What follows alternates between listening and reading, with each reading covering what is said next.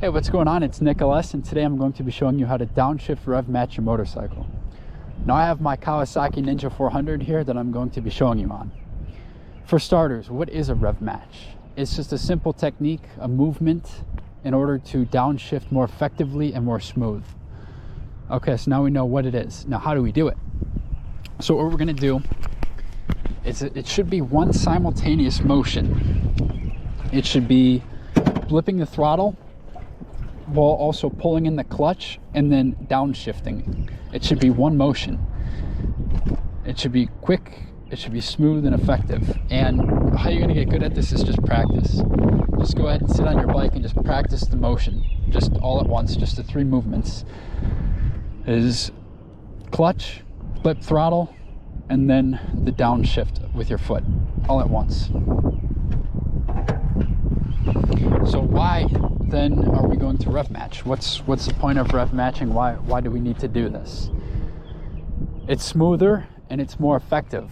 When you downshift normally, you'll have a little bit of engine braking and it'll be kind of like a jerky motion. This eliminates that altogether.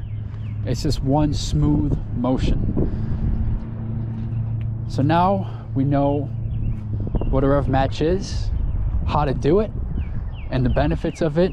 I'm going to go ahead and demonstrate on the road a rev match.